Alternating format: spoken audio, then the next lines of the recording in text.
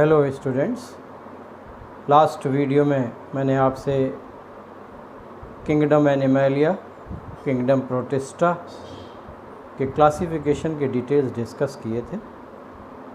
Classification kingdom का up to phylum तक की बात आपसे मैंने कर ली थी। मैंने इंटरमीडिएट कैटेगरीज़ की बात हुई थी। कैटेगरीज़ का आधार क्या है? On the basis of characters, लक्षणों के आधार पर ग्रुपिंग हुई and from kingdom we reaches up to the phylum.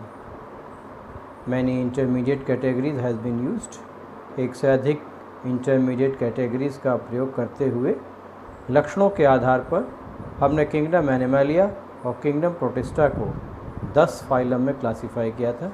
We have classified kingdom Animalia in 10 phylum groups. Now अब आगे की बात अगर हम करें तो नेचुरली जो 10 फाइलम मेजर फाइला हैं, protozoa, porifera, coelenterata, platyhelminthes, aschelminthes, annelida, arthropoda, mollusca, echinodermata and chordata, ये ग्रुप्स हैं, बिग ग्रुप्स हैं एंड दे हैव, इसमें ढेर सारे एनिमल्स हैं और इनको भी आगे क्लासीफाई किया गया है naturally on the basis of characters. और क्लासिफिकेशन तब कंप्लीट होता है जब हम लास्ट कैटेगरी स्पीसीज़ पर पहुंच जाते हैं। तो आज हम आपसे एक एक फाइलम के बेसिक्स की बात करेंगे, कैरेक्टर्स की बात करेंगे कि उनको किस तरीके से हम स्टडी करें। 10 फाइलम को, उनके मेजर कैरेक्टर्स हैं, मुख्य लक्षण हैं और उसके बाद उनका एक लिमिटेड क्लासिफिकेशन है। Classification up to classes for invertebrate and up to orders in chordate. ये क्लासिफिकेशन का सिलेबस है जो आपको प्रिस्क्राइब किया जाता है। थोड़ी बातें आपको एक आध दो ग्रुप के ज़रूर समझा दूंगा कि क्लास से ऑर्डर, ऑर्डर से जीनस एंड स्पीसीज़, वहाँ तक हम कैसे पहुँचते हैं। तो चलिए शुरू करते हैं। आज नया फाइलम, नए डिटेल्स, एक एक फाइलम का फर्दर क्लासिफिकेशन। चलिए पहले फाइलम की बात आपसे डिस्कस करें।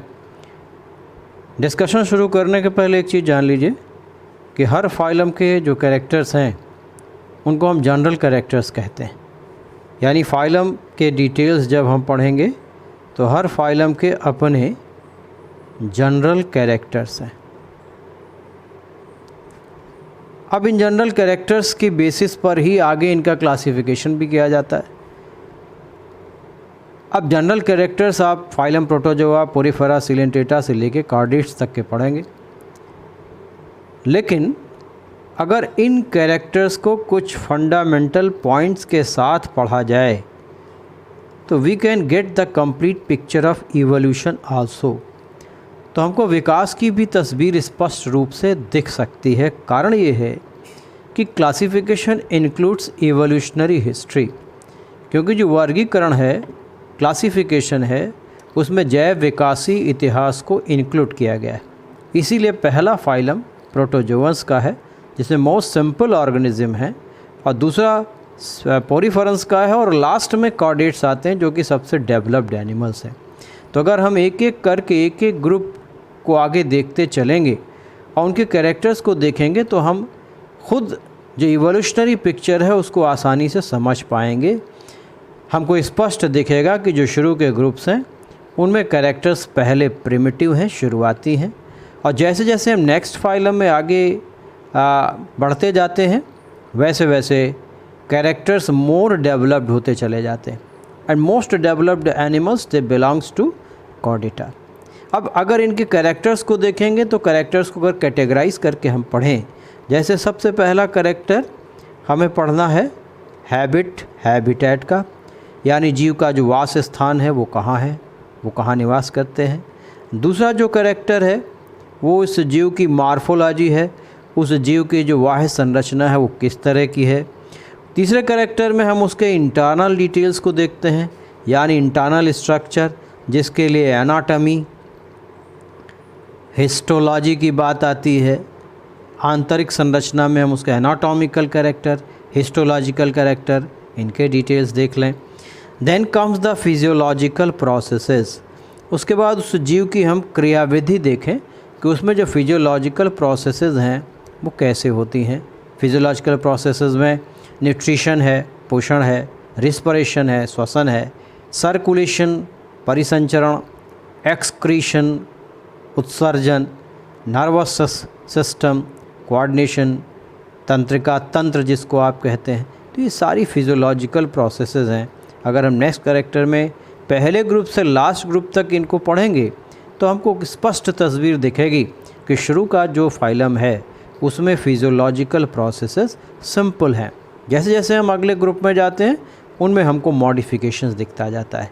इसकी चर्चा हम एक के बाद एक करेंगे और ऐसे आपको इवोल्यूशनरी पिक्चर बिल्कुल स्पष्ट हो जाएगी और आपका कॉन्सेप्ट भी काफ़ी हद तक क्लियर हो जाएगा। एंड लास्टली हम आखिरी कैरेक्टर में एम्ब्रियोलॉजी यानी जो भ्रूणीय विज्ञान है, भ्रूणीय विकास है, उसको देखें। कुछ जीव में भ्रूणीय विकास किस तरीके से होता है। इन कैरेक्टर्स की बेसिस पर हम इन 10 फाइलम को अगर पढ़ेंगे और लास्टली इनको कंपेयर कर लेंगे तो हमको पूरे जीव जगत की, एनिमल किंगडम की पूरी तस्वीर स्पष्ट हो जाएगी। नेचुरली विटेकर ने प्रोटोजोअन्स को प्रोटिस्टा में इंक्लूड किया था, तो हमको प्रोटिस्टा और एनिमलिया की कंप्लीट पिक्चर स्पष्ट रूप से विजिबल हो जाएगी जब हम इन कैरेक्टर्स को देखेंगे और इनको लास्टली कंपेयर कर लेंगे। आज हम आपसे पहले फाइलम के डिटेल्स की चर्चा कर रहे हैं and that is what phylum protozoa, जो कि विटेकर के किंगडम प्रोटिस्टा में इंक्लूड किया गया था। अब प्रोटोजोअन्स की जब भी बात आती है तो याद रखें कि इस प्रोटो शब्द का मतलब होता है फर्स्ट, शुरुआती। जोआ का मतलब होता है एनिमल्स, इसीलिए इनको पहला जंतु समूह कहा जाता है। These are first animal groups called protozoans. अब इस शब्द यानी प्रोटोजोआ टर्म को देने में भी एक वैज्ञानिक हैं जिनका नाम है Goldfuss. He has coined the term protozoa. तो कभी कभी मल्टीपल चॉइस क्वेश्चन में ऐसे सवाल आ जाते हैं इतिहास के, तो याद रखिए कि गोल्डफस हैज़ क्रिएटेड टर्म प्रोटोजोआ। अब इनके हम जनरल कैरेक्टर्स को स्टडी कर लें उन्हीं पॉइंट्स के तहत जिनकी चर्चा अभी आपसे की। यानी पहला कैरेक्टर हम देखेंगे about the habitat of this group of animals. तो ध्यान रखिए प्रोटोजोआ मिक्स्ड ग्रुप है। शुरू में भी विटेकर के क्लासिफिकेशन में भी चर्चा हुई थी कि जो प्रोटिस्टन हैं उनमें हर तरह का जीव मिलता है। इसीलिए कहा जाता है कि अगर हम इस पर्टिकुलर ग्रुप की बात करें तो इसमें हमको दोनों तरह के जीव मिलते हैं, यानी दे आर फ्री लिविंग और दे आर पैरासाइट। यानी वह तो स्वतंत्र जीवी हैं या वो परजीवी हैं। And some shows endocommensalism. Commensalism ये एसोसिएशन है, सिम्बायोटिक एसोसिएशन, सहजीवन का एक प्रकार जिसमें one is benefited other is not harm. एक को लाभ होगा दूसरे को नुकसान नहीं होगा। तो कुछ ऐसे भी जीव हैं जो कमेंसलिज्म शो करते हैं, यानी परजीवी हैं तो नुकसान पैदा करेंगे, स्वतंत्र जीवी हैं तो स्वतंत्र रूप से रहेंगे। अब अगर हम फ्री लिविंग की बात करें तो फ्री लिविंग जो भी होंगे वो सब के सब जलीय होंगे, एक्वेटिक कंडीशन में पाए जाएंगे। Because life originates in water, जीवन पानी में उत्पन्न हुआ था और ये पहला जीव समूह है, तो नेचुरली इनके सभी फ्री लिविंग एनिमल्स पानी में मिलेंगे। और इसमें दोनों कंडीशन मिलेगी, फ्रेश वाटर भी हैं यानी स्वच्छ जल में भी हैं एंड मैरीन वाटर, ये मैरीन वाटर यानी समुद्री जल में भी पाए जाते हैं। तो ये इनकी हैबिटेट की ख़ास बात है, ये इनकी लिविंग कंडीशन का पहला characters. Then come the second one. अब दूसरे कैरेक्टर पे आते हैं, मार्फोलॉजी पर आते हैं। तो ध्यान रखिएगा अगर हम मार्फोलॉजी प्रोटोजोअन्स की देखें तो नेचुरली दिन को शुरू में कहा गया था यूनिसेलुलर, एक कोशिकीय जीव। लेकिन अब इनके लिए एक बेहतर टर्म यूज़ किया गया ए सेलुलर अकोशिकी। अगर इन दोनों ऑप्शंस में से एक ऑप्शन आपको चुनना हो, प्रोटोजोअन्स और प्रोटिस्टेंस आर यूनिसेलुलर भी लिखा हो, ए सेलुलर भी लिखा हो, तो याद रखिएगा modern term acellular accept किया गया। उसके पीछे रीज़न क्या था? Because one cell performing like free living animal, एक कोशिका एक स्वतंत्र जंतु के जैसा व्यवहार करे, एक स्वतंत्र जीव के जैसा व्यवहार करे, इसीलिए एक अलग सी कंडीशन है। एक कोशिका सेल थ्योरी को सेल्स फॉलो करती हैं, स्नीडन स्वान की सेल थ्योरी है, लेकिन ये उसको फॉलो नहीं कर रहा है। ये एक एनिमल सारी फिजियोलॉजी सारी क्रियाएं वो अलग से करते हैं, इसीलिए इनको यूनिसेलुलर ना कह के अब ए सेलुलर कह दिया गया। पुराना शब्द भी प्रचलन में है। कभी कभी ऐसे ही प्रश्न आते हैं इसमें दोनों ऑप्शंस लिखे होते हैं, बोथ का ऑप्शन लिखा होता है, तो आंसर हम बोथ का करेंगे। लेकिन अगर दोनों में से एक शॉर्ट आउट करना हो तो it will B A cellular condition, तब इसको सिर्फ अकोशिकीय जीव के रूप में जाना जाता है। अब अगर ये सेलुलर ये वन सेल स्ट्रक्चर है, अगर इनके लेवल ऑफ ऑर्गेनाइजेशन की बात की जाए तो यहाँ आपको लिखा मिलेगा showing protoplasmic level of organization. यहीं से शुरुआत हो रही, यानी पहला जीवन स्तर वो प्रोटोप्लाज्मिक है, क्योंकि सेल के भीतर जो कुछ भी है दैट इज़ प्रोटोप्लाज्म, वो प्रोटोप्लाज्म के रूप में पाया जाता है। इसीलिए इनके लेवल ऑफ ऑर्गेनाइजेशन को प्रोटोप्लाज्मिक लेवल ऑफ ऑर्गेनाइजेशन कहा जाता है। पॉलीफेरेंस में जाएंगे तो वहाँ पर आपको cellular level of body organization लिखा मिलेगा, यानी कोशिकीय स्तर। वहाँ पर कई कोशिकाएं हो जाएंगी and they will perform different function. जैसे ही सिलेंट्रेट्स में पहुँचेंगे it will become tissue level of organization, because cell will form the group and group of cells having a similar origin structure performing same function is known as tissue। यानी एक ऐसी कोशिकाओं का समूह जिनकी उत्पत्ति संरचना एवं कार्य समान होता है, उनको हम ऊतक कहते हैं, टिश्यू कहते हैं। इसीलिए सिलेंट्रेट से लेवल ऑफ ऑर्गेनाइजेशन टिश्यू हो जाता है, क्योंकि वहाँ पर ग्रुप ऑफ सेल्स बन जाती हैं और वो group of cells similar function perform करती हैं। इसीलिए सिलेंट्रेट्स में लेवल ऑफ ऑर्गेनाइजेशन हम टिश्यू लेवल देखते हैं। जैसे ही प्लैटीहेल्मिन्थेस पे हम पहुँचते हैं, तो प्लैटीहेल्मिन्थेस पे पहुँचते ही वहाँ पर ऑर्गन्स बनने शुरू हो जाते हैं। टिश्यू मेक्स द ऑर्गन, तो level of organization changes toward organ level of organization, system level of organization. उसके बाद इन सिस्टम में डेवलपमेंट शुरू हो जाते हैं। सिंपल सिस्टम मिलेगा प्लैटीहेल्मिन्थेस में, उससे ज़्यादा डेवलप्ड मिलेगा एस्केलहेल्मिन्थेस में, और डेवलप्ड मिलेगा एनलिट्स में। आगे चलेंगे मोलस्क और डेवलप हो जाएंगे, इकोनोडर्म और डेवलप हो जाएंगे, आर्थ्रोपॉड्स और डेवलप हो जाएंगे, और मैक्सिमम डेवलप्ड एनिमल्स जिनके सिस्टम सबसे ज़्यादा डेवलप होंगे दे विल बी कॉर्डेट्स। तो ये पिक्चर जो मैंने आपसे चर्चा की थी कि इवोल्यूशनरी पिक्चर, क्योंकि सभी समूह इवोल्यूशन की बेसिस पर क्रिएट किए गए हैं, जैव विकास इतिहास पर क्रिएट किए गए हैं, इसीलिए हमको तस्वीर स्पष्ट मिलती चली जाती है कि किस प्रकार से एक जीव से आगे का विकसित जीव, more developed organism develops from simple one. ये इनकी बॉडी की ऑर्गेनाइजेशन का कैरेक्टर है, मॉर्फोलॉजिकल कैरेक्टर है। अब इसके बाद अगले कैरेक्टर में जब हम आते हैं तो प्रोटोजोवन के लिए लिखा मिलता है बॉडी नेकेड और विथ पैलिकल।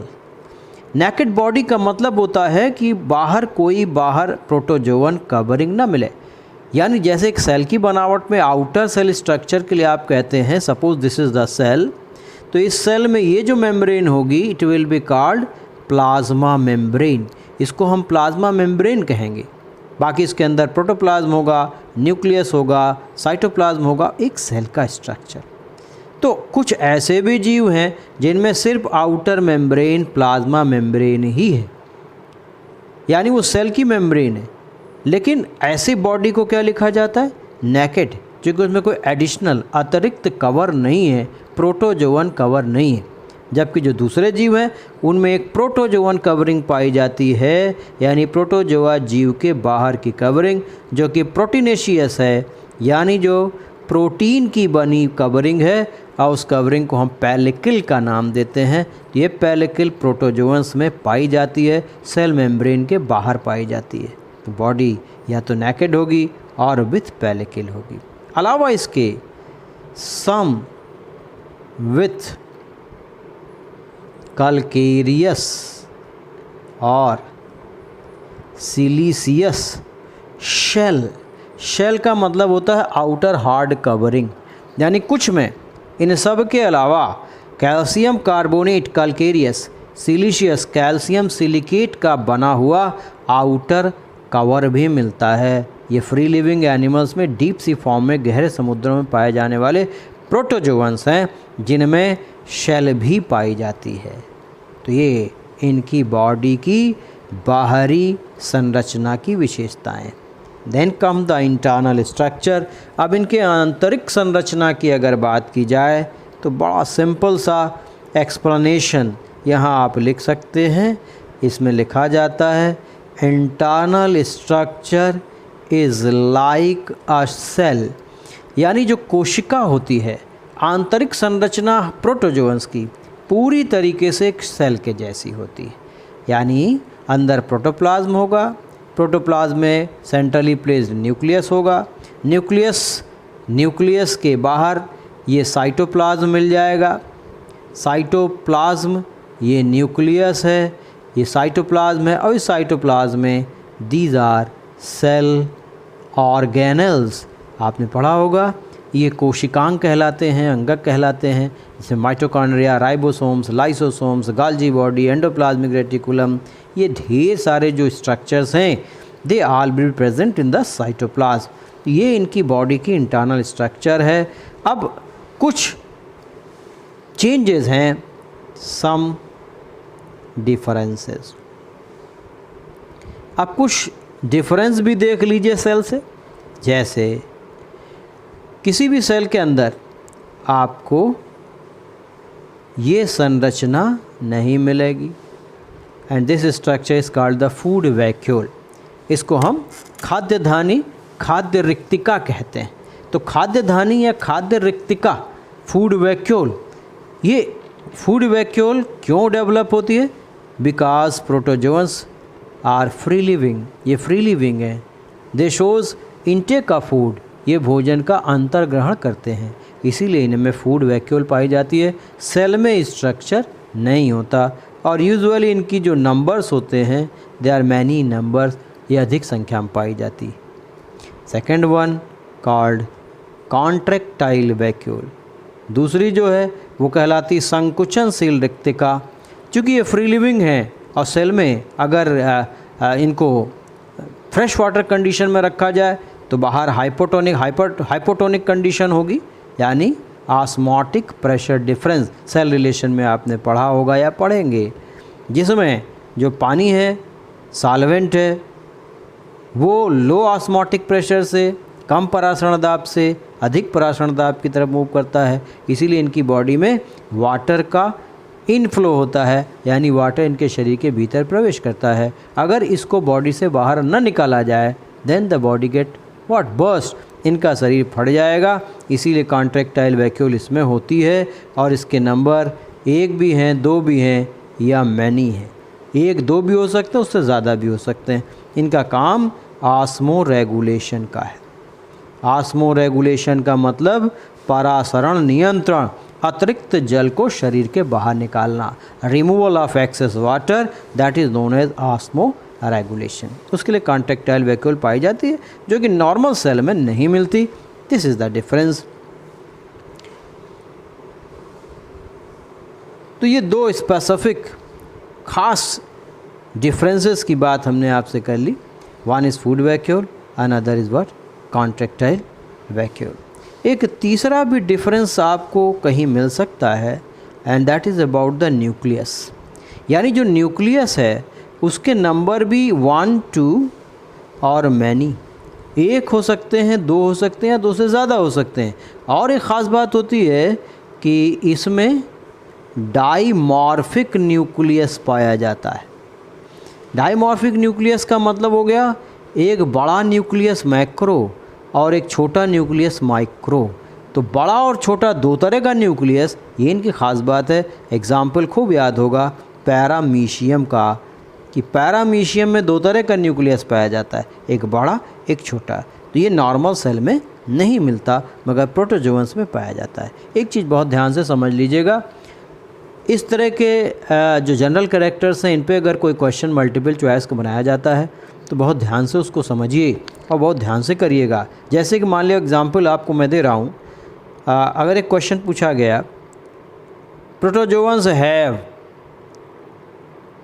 में पाया जाता है 1, 2 और मेनी कॉन्ट्रैक्टाइल वैक्यूल, या number of contractile vacuole in protozoans are, suppose this is the question, यानी कॉन्ट्रैक्टाइल वैक्यूल की संख्या प्रोटोजोअन्स में कितनी होती है। एक ऑप्शन में लिखा 1, दूसरे में लिखा 2, तीसरे में लिखा मैनी, और चौथे में लिख दिया 1, 2 और मैनी, या चौथे में लिख दिया ऑल द एबव। तो ध्यान रखिएगा इसमें आंसर ऑल द एबव का होगा, क्योंकि ये जनरल कैरेक्टर्स की हम बात कर रहे हैं। लेकिन जब इंडिविजुअल एनिमल पर क्वेश्चन आएंगे, एक एक जीव पर प्रश्न आएंगे, तो ये अलग हो जाएगा। Number of contractile vacuole in amoeba, अगर this is the question that will be 1, तभी एक हो जाएगी।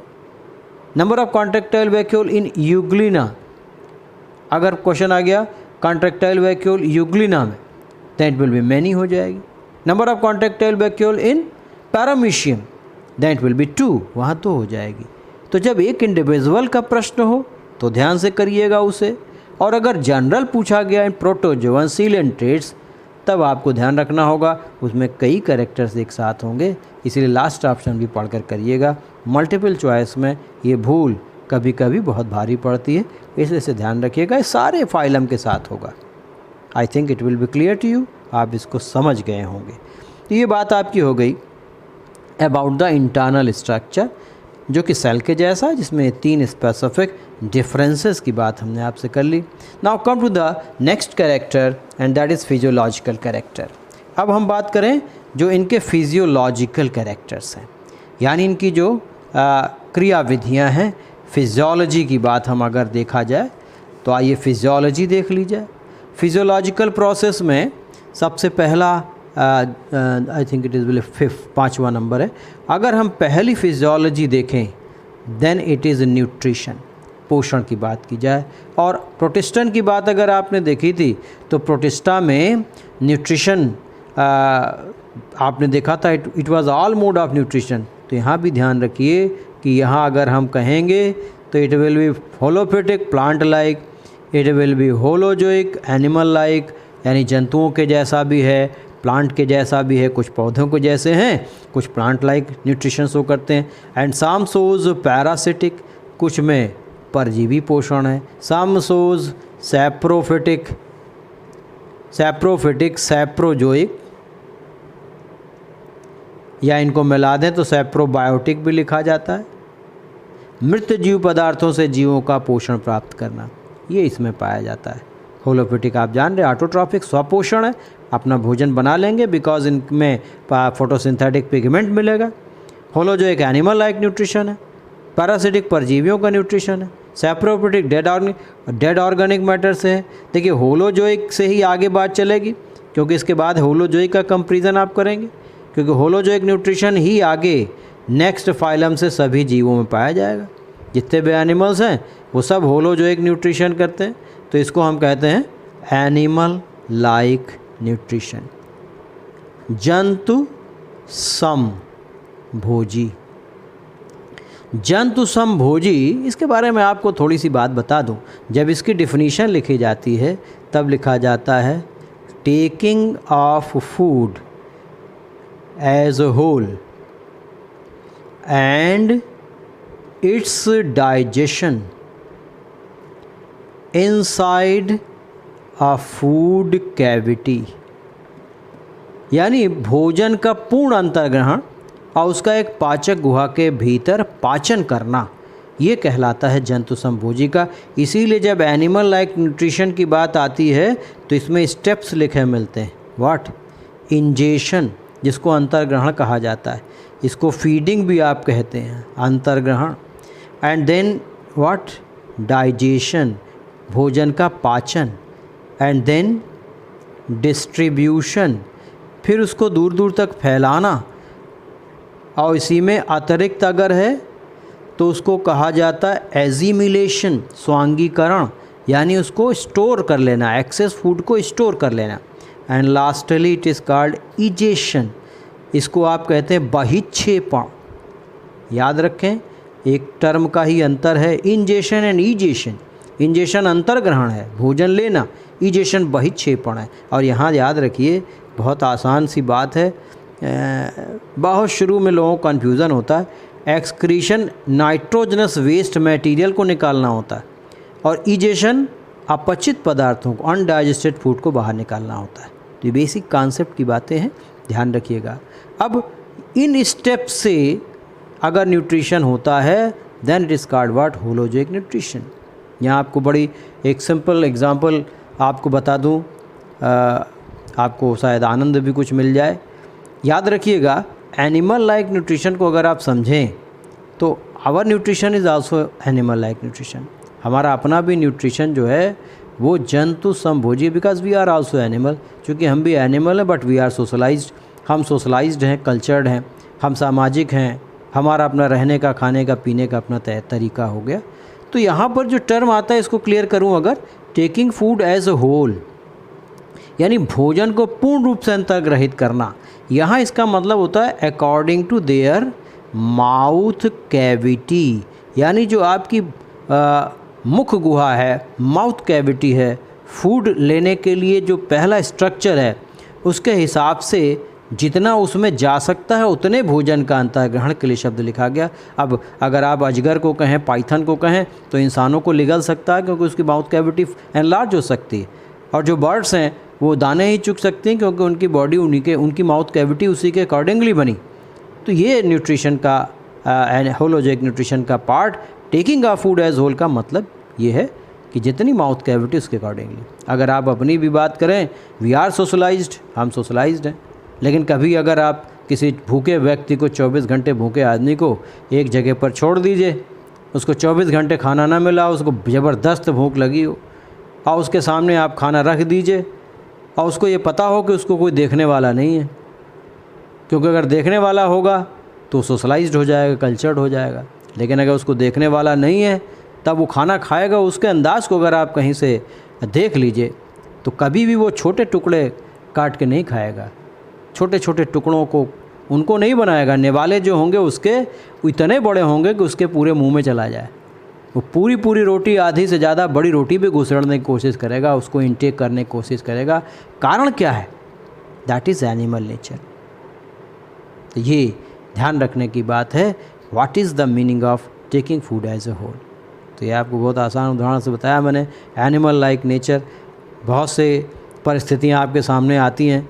कभी आप खाना खाने जाइए और अपने अंदाज में खाना खाइए, तब उसका आनंद अलग आता है।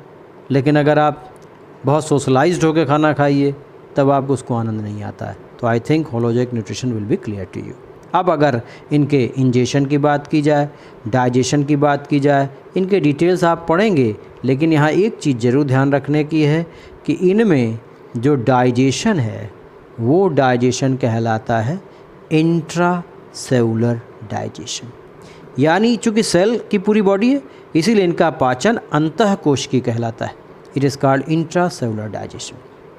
इनमें इंट्रासेलुलर डाइजेशन होता है, अंतःकोशिकीय पाचन होता है, ये इनकी विशेषता होती है। बाकी वो इनटेक करते हैं, वो स्ट्रक्चर उसमें सीधे करते हैं। अब आइए नेक्स्ट इसका कैरेक्टर, चलिए लोकोमोशन की बात भी देख लें। क्योंकि लोकोमोशन इंपॉर्टेंट कैरेक्टर इसलिए है कि इसका फर्दर क्लासिफिकेशन इसी बेसिस पे किया गया है। तो locomotion is on the basis of classification of protozoan is on the basis of locomotory structure. तो लोकोमोशन के लिए लिखा मिलता है with the help of pseudopodia, flagella, cilia और नो लोकोमोशन। यानी इनमें लोकोमोशन कूट पाथ, इसको हिंदी में कूट पाथ कहा जाता है, यानी स्यूडोपोडिया, फ्लैजेला, कशाब, रोमा भी, ये हिंदी के टर्म टिपिकल होते हैं। बट हमारे स्टूडेंट्स ऐसे भी होंगे जो हिंदी भी पढ़ते हैं, उनके लिए मैं बीच में हिंदी का प्रयोग भी कर रहा हूँ। लेकिन ध्यान रखिएगा, इनमें लोकोमोशन या तो स्यूडोपोडिया से होगा, फ्लैजेला से होगा या सीलिया से होगा, या फिर इनमें लोकोमोशन नहीं होता क्योंकि इसमें एक ऐसा ग्रुप है जो सब परजीवी है।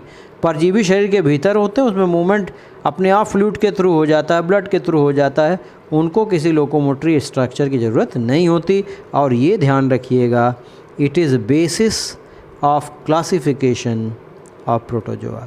तो कई लक्षण होंगे, लेकिन सबसे इम्पॉर्टेंट कैरेक्टर जिसके आधार पर प्रोटोजोअन फाइलम को क्लासेस में और आगे फर्दर क्लासिफाई किया गया है, that is what locomotory structures. इनको ऑर्गन्स लिख दिया जाता है। ऑर्गन्स वास्तव में एक सेल में नहीं होंगे, लेकिन मिसनॉमर टर्म ऐसे शब्द चलते चले आते हैं, तो कहीं लोकोमोटरी ऑर्गन लिखा मिल सकता है, मगर ये लोकोमोटरी स्ट्रक्चर्स हैं जिनसे इनमें लोकोमोशन होता है। नेक्स्ट कैरेक्टर पे आ जाए, रिस्पिरेशन। वन सेल बॉडी है, कोई रिस्पिरेटरी स्ट्रक्चर नहीं, छोटा सा शरीर है, माइक्रोस्कोपिक बॉडी है, तो इसको इसीलिए लिखा जाता है रिस्पिरेशन थ्रू बॉडी सरफेस। ये जहाँ रहते हैं पानी में है, पानी में ऑक्सीजन घुली है, चली जाएगी, प्रक्रिया डिफ्यूज़न की है, गैस अपने आप डिफ्यूज़न कर जाएगी, ऑक्सीजन भीतर चली जाए, कार्बन डाइऑक्साइड बाहर निकल आएगी। इसीलिए रिस्पिरेशन मोस्ट सिंपल होता है, it is through body surface by the process of diffusion. And respiration के बाद नो सर्कुलेशन, इसमें कोई सर्कुलेशन की क्रिया नहीं होती। अगर इसमें डिस्ट्रीब्यूशन की बात की जाए फूड प्रोडक्ट की, तो साइक्लोसिस की क्रिया है, जिसको हम स्ट्रीमिंग मूवमेंट ऑफ साइटोप्लाज्म कहते हैं। यानी अगर फूड के डिस्ट्रीब्यूशन का मामला आएगा तो डिस्ट्रीब्यूशन चारों तरफ स्ट्रीमिंग मूवमेंट हो जाएगा। ऐसे इसमें फूड वैक्यूल्स होती हैं, ये गोल गोल चारों तरफ घूमने लगती हैं, इसको हम कहते हैं व्हाट, साइक्लोसिस। ये नॉर्मल टर्म है जो कि प्रोटोप्लाज्म के घूमने को कहा जाता है, स्ट्रीमिंग मूवमेंट को कहा जाता है। तो मूवमेंट से ये साइक्लोसिस की क्रिया से इसमें सर्कुलेशन की क्रिया हो गई, इसलिए कोई अदर सर्कुलेटरी स्ट्रक्चर या कोई स्पेसिफिक सिस्टम्स या इसमें नहीं डेवलप होते। तो no circulatory structures are there. Then comes excretion. यहाँ एक्सक्रीशन ध्यान रखिए, एक्सक्रीशन ऑस्मोरेगुलेशन, एक क्रिया ऑस्मोरेगुलेशन की आपको बताई थी। Osmoregulation is with the help of what, CV contractile vacuole, मैंने शॉर्ट में लिखा, इसके जरिए होता है। Removal of excess water is known as osmoregulation. अब एक्सक्रीशन की क्रिया में इनको कहा जाता है they shows ammonotelism. Ammonotelic condition का मतलब होता है मुख्य उत्सर्जी उत्पाद, main excretory material is ammonia. तो जिन जीवों में मुख्य रूप से अमोनिया एक्सक्रीटरी मटेरियल हो उन्हें अमोनोटेलिक कहा जाता है। तो इनमें एक्सक्रीशन अमोनोटेलिक होता है। यहाँ एक प्रश्न आपको और बता दूं, mainly through body surface, small amount through contractile vacuole, यानी मुख्य रूप से सतह से अपने आप ये बीच बीच में डिफ्यूज़ आउट होता रहता है, लेकिन कुछ अमाउंट ऑस्मोरेगुलेशन की क्रिया में जब पानी कॉन्ट्रैक्टाइल वैक्यूल से बाहर निकलता है उससे भी होता है, क्योंकि अमोनिया उसी साइटोप्लाज्म में वाटर जो है उसमें घुली होती। तो ध्यान रखिए, दो क्वेश्चन बनते हैं मल्टीपल चॉइस के। Excretion mainly takes place through अगर पूछा that will be through body surface. Excretion in protozoan takes place through पूछा तो दोनों ऑप्शंस आ जाएंगे, body surface and contractile vacuole. ये इसके एक्सक्रीशन की बात है, एक्सक्रीशन की फिजियोलॉजी की बात है। Then come the next one and that is the reproduction. अब हम इनके रिप्रोडक्शन की बात करते हैं। प्रजनन की जो क्रिया है, रिप्रोडक्शन प्रिमिटिव ग्रुप है, इसीलिए रिप्रोडक्शन में कहा जाता है it shows both asexual and sexual reproduction. इनमें दोनों तरह का रिप्रोडक्शन होता है, एसेक्सुअल और सेक्सुअल। अब जो एसेक्सुअल रिप्रोडक्शन होता है वो मुख्य रूप से तो होता है जिसको कहा जाता है बाइनरी फिशन, जिसको हम कहते हैं द्विविभाजन। ये सिंपल माइटोटिक डिवीज़न होते हैं, एक सामसूत्र विभाजन जिसमें कोशिकाएं 1 से 2 भागों में बढ़ जाती हैं, वैसे ही डिवीज़न होता है। डिटेल इसके अभी थोड़े से आपसे डिस्कस कर लेंगे। It is what binary fission and multiple fission, बहुविखंडन हो गया, बहुविभाजन हो गया। कुछ जीवों में बहुविभाजन भी होता है, यानी एक से ढेर सारे डाटर न्यूक्लियाई बन जाते हैं, यानी डाटर बन जाएंगे, उससे फिर वो उनके बाहर मेम्ब्रेन बन जाएगा, फिर प्रोडक्ट बन जाएगा। तो इसमें मल्टीपल फिशन और बाइनरी फिशन ये सेक्सुअल रिप्रोडक्शन के अपने तरीके हैं। सेक्सुअल रिप्रोडक्शन, अब सेक्सुअल रिप्रोडक्शन में जो ख़ास विशेषता है, वो विशेषता सेक्सुअल रिप्रोडक्शन में गैमीट बनेंगे। तो जब गैमीट बनेगा तो याद रखिएगा, ये 2 शब्द लिख रहा हूँ,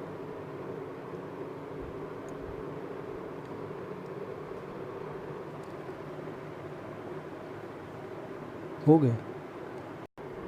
सेक्सुअल रिप्रोडक्शन में gametic meiosis and zygotic meiosis, ये 2 शब्द हैं। गैमेटिक मियोसिस एक नॉर्मल प्रोसेस है। सेक्सुअल रिप्रोडक्शन में जब भी गैमीट बनेगा, यानी स्पर्मेटोजेनेसिस, oogenesis, ये प्रक्रियाएं हैं, उसमें मियोटिक डिवीज़न होते हैं। इसीलिए गैमीट जो होता है वो हैप्लॉइड होता है, यानी उसमें क्रोमोसोम्स के नंबर आधे होते हैं। और जाइगोट बनने के बाद फिर उसमें माइटोटिक डिवीज़न ही होते हैं। जाइगोट बनने के बाद मियोसिस नहीं होती। यही एक ऐसा ग्रुप है जिसके कुछ मेंबर्स में गैमीट बनने में माइटोटिक डिवीज़न होता है और जाइगोट बनने के बाद मियोसिस होती है। ये एक्सेप्शनल मामला है, जाइगोट बनने के बाद मियोसिस हो।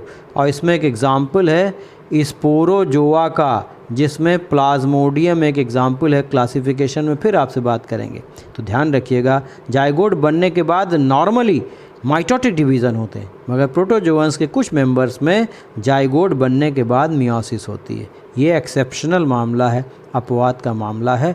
बाकी गैमेटिक मियोसिस एक नॉर्मल प्रक्रिया है। गैमीट में मियोसिस होगी और उससे फिर जाइगोट बनेगा, जाइगोट में फिर माइटोटिक डिवीज़न से आगे एम्ब्रियोनिक डेवलपमेंट होगा।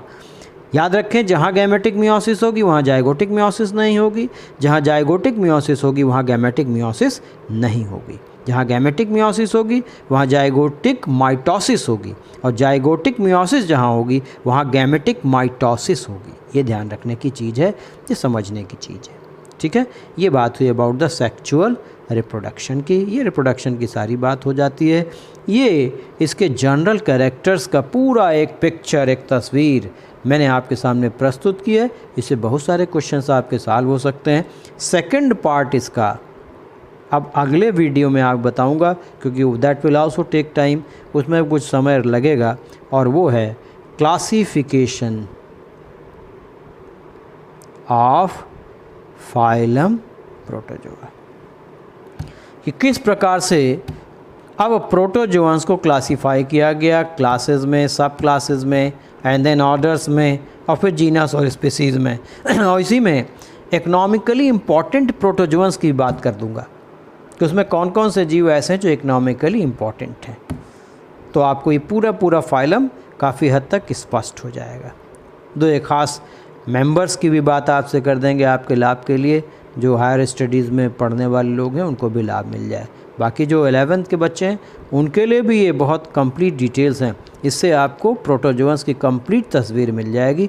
आप इन कैरेक्टर्स को प्रैक्टिकल की फ़ाइल में भी यूज़ करते हैं, वहाँ पर भी आप लिख सकते हैं। प्रैक्टिकल्स भी आते हैं, स्पेसिमेंस भी आते हैं, वहाँ पर भी आपको इन लक्षणों को लिखना होता है। तो अगर आप इस तरीके से समझ के इसको याद करेंगे तो आपको अलग से रटने की ज़रूरत नहीं पड़ेगी। एग्ज़ामिनेशन में भी आता है, वहाँ पर भी आप इनके कैरेक्टर्स को आसानी से लिख सकते हैं अगर आप इसको समझ गए हैं। तो आज के लिए बस इतनी ही बात आपसे कर रहा हूँ, और अगले वीडियो में मैं इसके क्लासिफिकेशन के डिटेल्स आपको समझाऊंगा विथ इकोनॉमिक इम्पोर्टेंस। ठीक है, धन्यवाद।